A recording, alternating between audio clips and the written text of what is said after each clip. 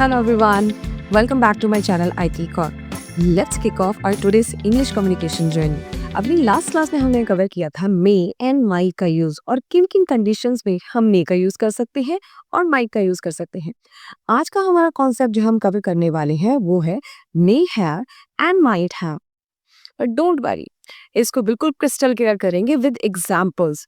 लेकिन उससे पहले एक रिक्वेस्ट कि जो भी मेरे चैनल पर आज ही आए हैं वो प्लीज मेरे चैनल को सब्सक्राइब कर लें और मेरी प्ले लिस्ट को एक्सेस कर लें, ताकि अब तक इंग्लिश कम्युनिकेशन जर्नी से रिलेटेड जो भी टॉपिक हमने कवर किए हैं उससे रिलेटेड आपको कोई कंफ्यूजन ना हो, और जो भी आगे टॉपिक हम कवर करने वाले हैं उससे रिलेटेड भी आपको कोई डाउट ना हो।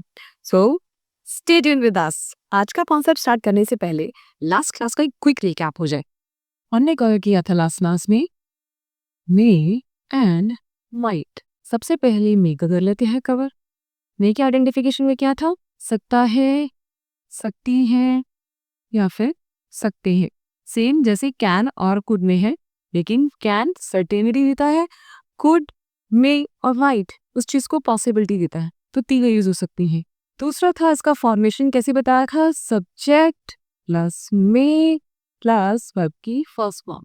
हम किन किन कंडीशन में मे का यूज करते हैं? फर्स्ट, पॉसिबिलिटी है। जब मैं ये कहना चाहूँ दैट बारिश हो सकती है, तो मैं पॉसिबिलिटी बता रही हूँ, मैं श्योर नहीं हूँ, तो इट मे रेन टुडे। दूसरी कंडीशन थी परमिशन में, यानी कि किसी से परमिशन लेनी हो या किसी को परमिशन देनी हो। दो, क्या मैं अंदर आ सकता हूँ? तो मे आई कम इन। तीसरा इसका यूज हमने बताया था डिजायर्स में। जब भी आप कोई डिजायर शो करते हैं तब आप मे का यूज कर सकते हैं। और तीसरा यूज है डिजायर, भगवान हमें माफ करे। आप एंड में सकता है सकती नहीं आ रहा है, तो इसका फॉर्मेशन भी चेंज है, यानी कि मे पहले आएगा प्लस सब्जेक्ट प्लस वर्ब की फर्स्ट फॉर्म। तब इसका फॉर्मेशन देख लेते हैं। मे गॉड फॉरगिव अस, भगवान हमें माफ करे। ठीक है। एक और कंडीशन में बताया था कि माइट का यूज कैसे कर सकते हैं हम, क्योंकि मे का पोलाइट वर्जन माइट है, तो माइट का यूज भी पॉसिबिलिटी बताने के लिए होता है। मे का पोलाइट वर्जन है, इसमें कुछ ज्यादा खास नहीं है, सिर्फ पॉसिबिलिटी बताने के लिए यूज होता है इसका, कि कोई चीज पॉसिबल है बट विद लो पॉसिबिलिटी। जैसे कि वह आज घर जा सकता है, आप श्योर नहीं हो, ये पॉसिबिलिटी है कि वो जा सकता है, so he might go home today. अब अपना नेक्स्ट कॉन्सेप्ट स्टार्ट करते हैं, यानी कि may have and might have. अब शुरू करते हैं अपना आज का कॉन्सेप्ट, यानी कि मे हैव और माइट हैव। जब मैंने कैन कोड मे माइट करवाया तो उसकी आइडेंटिफिकेशन बताई गई। इसकी आइडेंटिफिकेशन भी देख लेते हैं। जिन भी सेंटेंसेस में या होगा यानी कि उसने किया होगा, ए होगी यानी कि वो चली गई होगी, या फिर ए होंगे आता है, वो सभी सेंटेंसेस मे हैव और माइट हैव से बिलोंग करते हैं। तो आइडेंटिफिकेशन आपको कहीं सुनी सुनी सी लग रही है? बिल्कुल, क्योंकि सेम आइडेंटिफिकेशन हमारे फ्यूचर परफेक्ट टेंस में थी। इसकी आइडेंटिफिकेशन में क्या थी कि एंड में या होगा, ए होंगी या फिर ए होंगे आता बुगरा। उसका फॉर्मेशन क्या था? Subject plus will have plus verb की third form plus rest of the content. इससे हमने ऐड ऑन किया था विल हैव, और यहाँ ऐड ऑन होने वाला है मे हैव और माइट हैव। तो इसमें डिफरेंस क्या है? जब हम मे हैव या फिर माइट हैव का यूज करते हैं तब ये सिर्फ पॉसिबिलिटी में यूज होता है, यानी कि आपको इस केस या इस कार्य की संभावना है कि उसने ये किया होगा, आप श्योर नहीं है।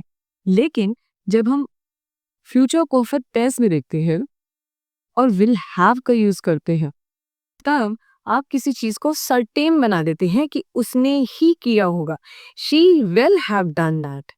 बस इन दोनों के यूज को मिक्स मत कीजिएगा, ये बस थोड़ा सा डिफरेंशिएट करना चाहती थी मैं कॉन्सेप्ट को।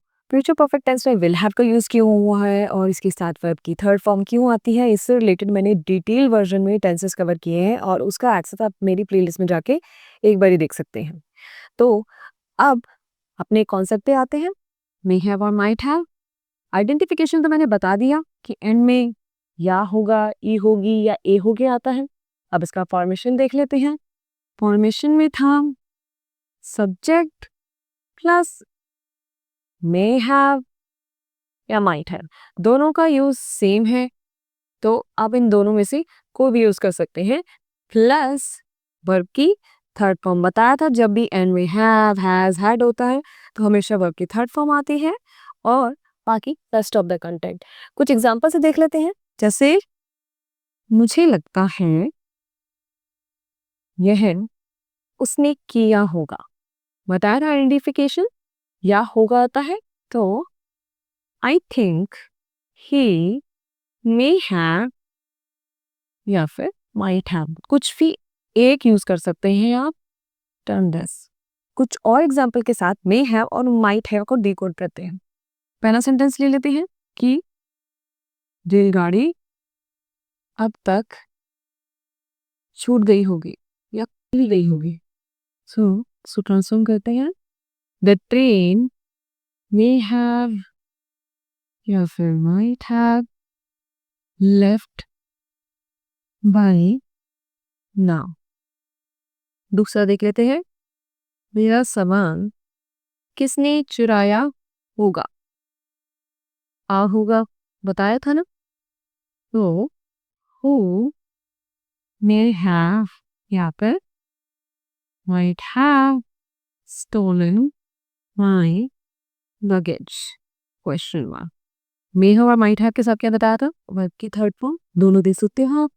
दोनों सेंटेंसेस में वर्ब की थर्ड फॉर्म आई है मे हैव और माइट हैव के साथ। अब है आज के वोकैबुलरी ऑफ द डे का टाइम। आज के वोकैबुलरी ऑफ द डे है elucidate। इसका मतलब है टू एक्सप्लेन thoroughly। हिंदी में इसका मीनिंग हुआ विस्तार, यानी किसी चीज को एक्सप्लेन करना, विस्तार करना या स्पष्ट करना। आप एक एग्जाम्पल से इस पर तो समझती हैं, मेरी टीचर में मुझे ये बहुत विस्तार से समझाने में या फिर समझने में मदद की। My teacher helped me to elucidate the concept or this concept। तो आज की क्लास यहीं पे रैप अप करते हो। आई होप आज का कॉन्सेप्ट आपको समझ आया होगा। मे हैव और माइट हैव से रिलेटेड अब भी कोई कंफ्यूजन है so please mention in the comment. Till the time, keep reading, keep speaking, and don't forget to like, share, and subscribe. We will see you in our next video. Bye bye.